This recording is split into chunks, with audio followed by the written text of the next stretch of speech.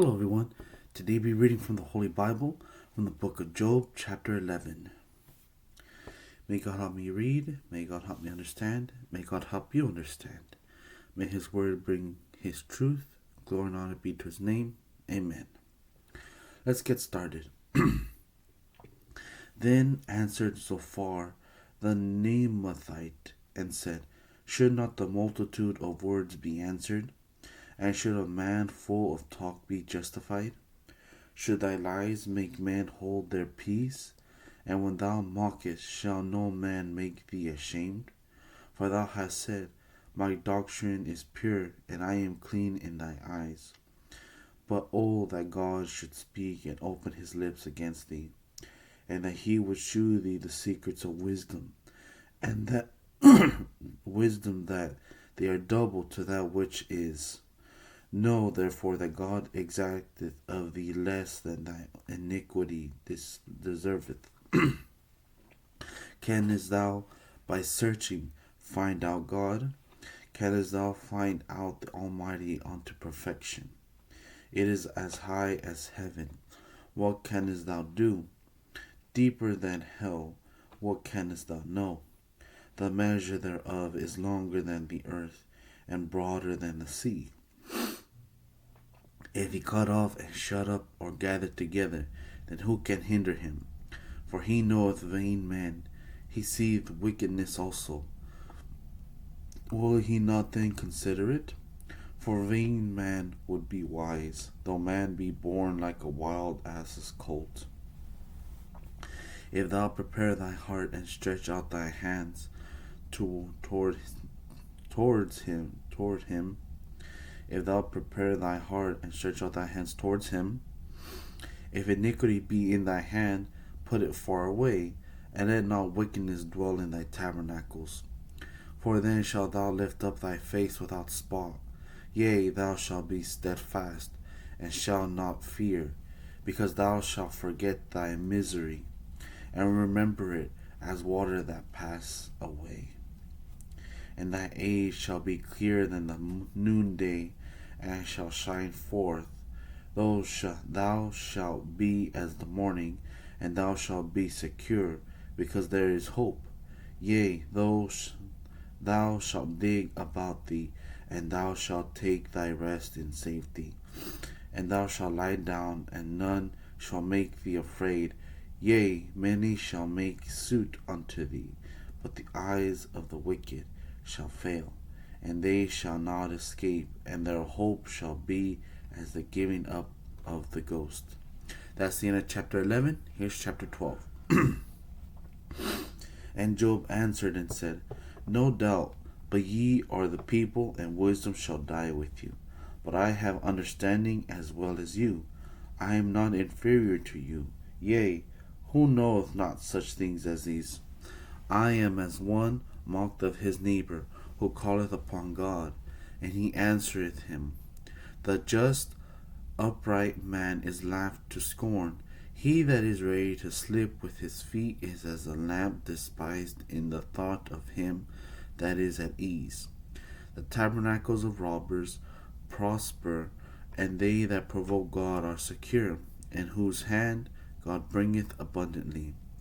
But ask now the beasts, and they shall teach thee, and the fowls of the air, and they shall tell thee.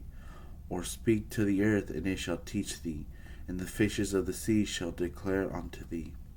Who knoweth not in all these that the hand of the Lord hath wrought this? In whose hand is the soul of every living thing, and the breath of all mankind? Doth not the ear try words, and the mouth taste his meat? With the ancient is wisdom, and in length of days understanding. With him is wisdom and strength, he hath counsel and understanding. Behold, he breaketh down, and it cannot be built again. He shutteth up a man, and there can be no opening.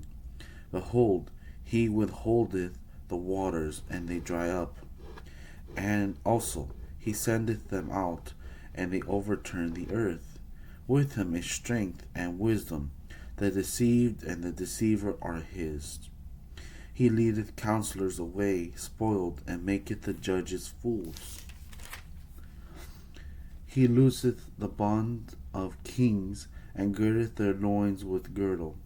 He leadeth princes away spoiled, and overthrew the mighty. He removeth away the speech of the trusty, and taketh away the understanding of the aged. He poureth contempt upon princes, and weakeneth the strength of the mighty. He discovereth deep things out of darkness, and bringeth out to light the shadow of death. He increaseth the nations, and destroyeth them. He enlargeth the nations, and straighteneth them again. He taketh away the heart of the chief of the people of the earth, and causeth them to wander in a wilderness where there is no way. They grow up in the dark, without light, and he maketh them to stagger like a drunken man. That's the end of chapter 12. Here's chapter 13. Lo, my eyes have seen all this, my ears have heard and understood it. What ye know, the same do I know also. I am not inferior unto you. Surely I would speak to the Almighty, and I desired to reason with God. But ye are foreigners of lies, ye are all physicians of no value. Oh, that ye would altogether hold your peace, and it should be your wisdom. Hear now my reasoning, and hearken to the pleading of my lips.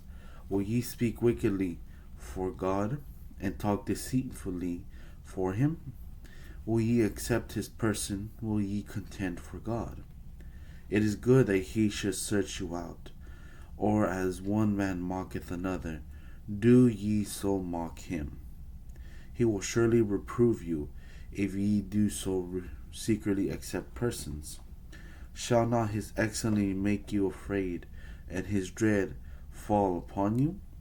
Your remembrance are like unto ashes, your bodies to bodies of clay. Hold your peace, let me alone that I may speak, and let come on me what will. Wherefore do I take my flesh in my teeth, and put my life in my hand? Though he slay me, yet will I trust in him, but I will maintain my own ways before him. He also shall be my salvation, for a hypocrite shall not come before him. Hear diligently my speech, and my declaration with your ears. Behold now, I have ordered my cause, I know that I shall be justified. Who is he that will plead with me? For now, if I hold my tongue, I shall give up the ghost. Only do not two things unto me, then will I not hide myself from thee. Withdraw thy hand far from me, and let not thy dread make me afraid. Then call thou, and I will answer, or let me speak, and answer thou me. How many are my iniquities and sins? Make me to know my transgressions and my sins. Wherefore hidest thou thy face, and holdest me for thy enemy? Wilt thou break a leaf driven to and fro? And wilt thou pursue the dry stubble? For thou writest bitter things against me, and makest me to possess the iniquities of my youth. Thou puttest my feet also in the stocks, and lookest narrowly unto all my paths. Thou settest a print upon the heels of my feet, and he, as a rotten thing, consumeth as a garment that is moth-eaten. That's the end of chapter 13. Glory be to God. Amen.